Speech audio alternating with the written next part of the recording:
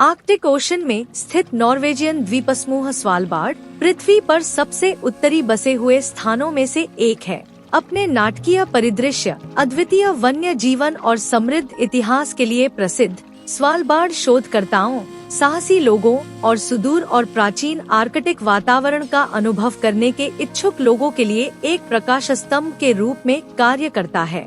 अपने ऊबड़ खाबड़ पहाड़ों, विशाल ग्लेशियरों और ध्रुवीय भालुओं के साथ स्वालबार्ड आर्कटिक की सुंदरता और नाजुकता दोनों का प्रतिनिधित्व करता है।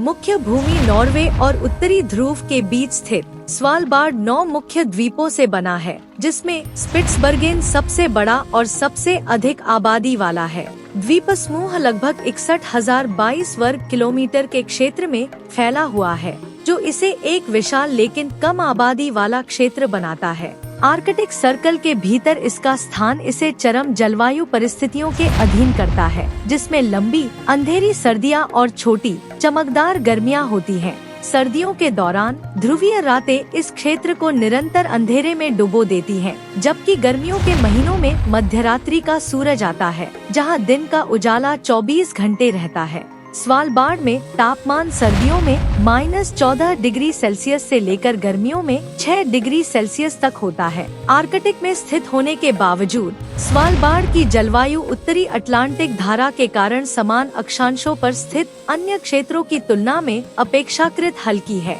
स्वालबार्ड का इतिहास अन्वेषण और उद्योग से भरा हुआ है। 12वीं शताब्दी में आइसलैंडिक गाथाओं में पहली बार उल्लेखित द्वीप समूह की आधिकारिक तौर पर खोज डच खोजकर्ता विलेम बैरेंट्स ने 1596 में की थी।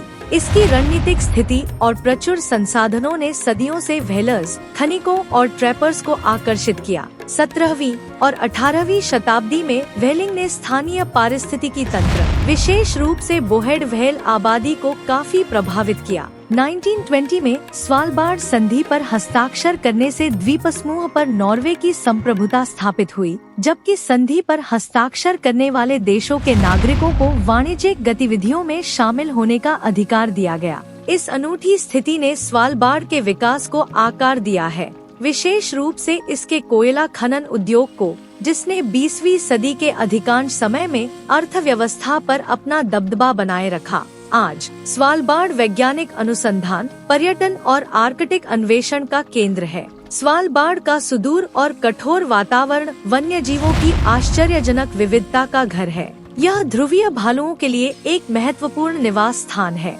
जिन्हें अक्सर आर्कटिक के राजा के रूप में जाना जाता है।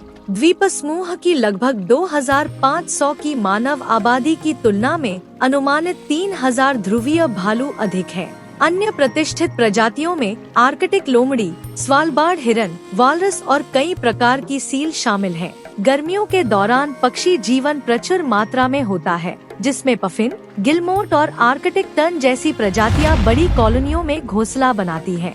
आसपास के जल में व्हेल, मछली और प्लवक सहित समुद्री जीवन की भरमार है, जो आर्कटिक खाद्य जाल की नींव बनाते हैं। स्वालबार्ड का नाजुक पारिस्थितिकी तंत्र पर्यावरणीय परिवर्तनों के प्रति अत्यधिक संवेदनशील है, जो इसे जलवायु परिवर्तन के प्रभावों का अध्ययन करने के लिए एक महत्वपूर्ण क्षेत्र बनाता है।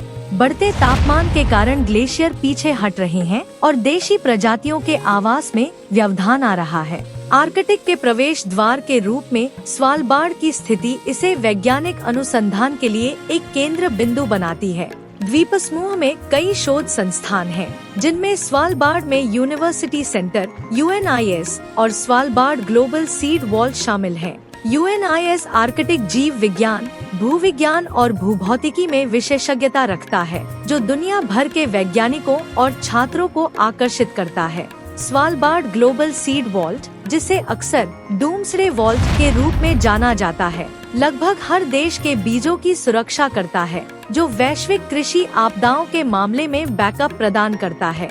यह सुविधा वैश्विक चुनौतियों का समाधान करने में स्वालबार्ड के महत्व को रेखांकित करती है। जलवायु परिवर्तन स्वालबार्ड के पर्यावरण के लिए महत्वपूर्ण खतरा है। बढ़ते तापमान ने ग्लेशियरों के पिघलने की गति को बढ़ा दिया है, जिससे समुद्र का स्तर बढ़ रहा है और स्थानीय पारिस्थितिकी तंत्र में बदलाव आ रहा है। स्वालबार्ड के शोधकर्ता इन परिवर्तनों की निगरानी करने में सबसे आगे हैं, जो वैश्विक तापमान वृद्धि के व्यापक प्रभावों को समझने के लिए महत्वपूर्ण डेटा प्रदान करते हैं। पर्यटन स्वालबार्ड में एक बढ़ता हुआ उद्योग है जो आगंतुकों को आर्कटिक की शानदार सुंदरता का अनुभव करने का मौका देता है।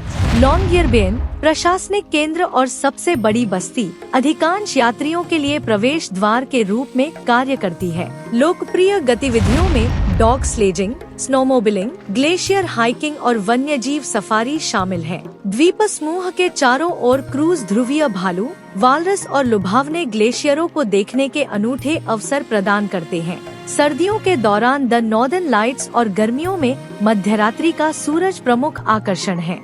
आगंतुकों को नाजुक पारिस्थितिकी तंत्र पर उनके प्रभाव को कम करने के लिए सख्त पर्यावरणीय दिशा निर्देशों का पालन करना चाहिए। स्वालबार्ड को जलवायु परिवर्तन के प्रभाव, आर्थिक विविधीकरण और पर्यटन को पर्यावरण संरक्षण के साथ संतुलित करने की आवश्यकता सहित कई चुनौतियों का सामना करना पड़ रहा है। गर्म होते आर्कटिक क्षेत्र को नया आकार दे रहा है, नए शिपिंग मार्ग खोल रहा है और भूराजनीतिक रुचि बढ़ा रहा है।